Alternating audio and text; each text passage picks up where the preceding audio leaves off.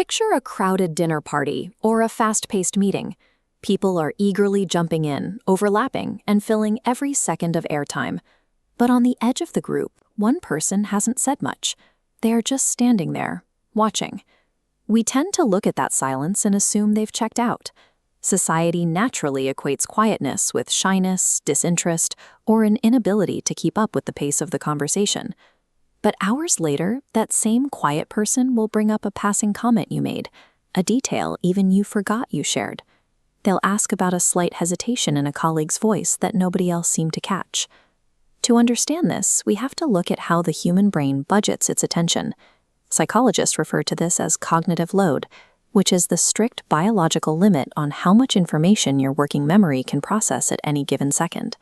When you are speaking, your brain is working incredibly hard. You are actively stringing words together, monitoring your own volume, scanning the faces around you to judge if your message is landing correctly. This chart shows how entering output mode exhausts your resources. Finding the right words and maintaining social grace quickly consumes nearly all of your available working memory, leaving almost no processing power behind. The people dominating a conversation are biologically too taxed to perceive everything happening around them. They are entirely focused on what they are producing, making them blind to what they should be absorbing. By remaining silent, the quiet observer operates entirely differently. They aren't passive, they are locked into input mode. Without the heavy mental tax of generating speech, a massive surplus of cognitive bandwidth suddenly becomes available. Think of human attention like a camera lens. When you are constantly talking, you are rapidly panning that camera around the room to keep the interaction alive. Because you are constantly moving, the finer background details blur together. Remaining quiet allows you to hold the frame steady. When the lens stops moving, previously hidden information snaps cleanly into focus. Some individuals possess a neurological trait called sensory processing sensitivity, meaning their brains naturally spend more time analyzing incoming stimuli. With their bandwidth fully open, they start pulling in a far richer data set than the literal words being spoken. They tune out the obvious content and start tracking behavioral micropatterns. They notice the forced laughter, a slight pitch shift in someone's voice, or a fraction of a second delay before answering a direct question. This visualization illustrates what a conversation looks like to a deliberate observer. They mentally map the rhythm of the room, logging exactly who interrupts whom, who immediately pulls back, and whose eyes dart away. Tracking these specific data points over the course of an hour reveals a parallel conversation happening beneath the surface. It exposes the unstated status hierarchies, hidden insecurities, and quiet attractions that dictate how the group actually functions. By staying anchored in input mode, the quiet observer translates a standard exchange of words into a highly legible map of human psychology. So we know the mechanics of how the brain processes this surplus data, but why do certain people biologically default to this intense observational state to begin with? It largely comes down to baseline cortical arousal. This is a physiological measure of how stimulated your brain is while you are entirely at rest. Introverted individuals naturally have a much higher baseline of internal stimulation. Here's what that looks like in practice.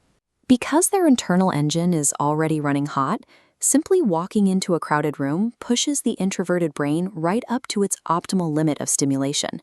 If they were to force themselves to speak constantly, they would rapidly cross into severe overstimulation. Choosing to observe is a biological mechanism to regulate their nervous system. That internal regulation creates a distinct external advantage. As loudspeakers compete aggressively to hold the center of attention, the quiet person effectively vanishes from the social radar, creating a massive psychological blind spot. When dominant personalities assume you aren't paying attention, they subconsciously lower their guard. They stop heavily editing their reactions. They drop their performative masks and begin behaving naturally. By intentionally stepping out of the spotlight, the quiet observer gains exclusive access to raw, authentic human behavior, the exact reality that the loudest people in the room are actively blocked from seeing. Gathering massive amounts of behavioral data does come with a significant vulnerability. Simply noticing a subtle shift in the room doesn't guarantee your interpretation of it is accurate. Human beings are deeply wired to seek patterns, even where none exist. Because of this, an observant person can easily fall into the trap of assigning profound meaning to a completely random pause or a totally unrelated shift in tone. This hyper-awareness exacts a heavy internal tax.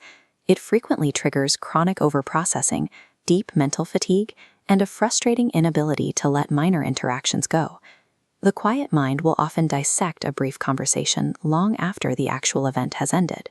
Despite that mental toll, the choice to remain silent is rarely driven by fear or shyness. For many, it is a deliberate, highly rational preference to gather all the evidence before they offer an opinion. When the quiet person eventually decides to contribute, their input carries disproportionate weight.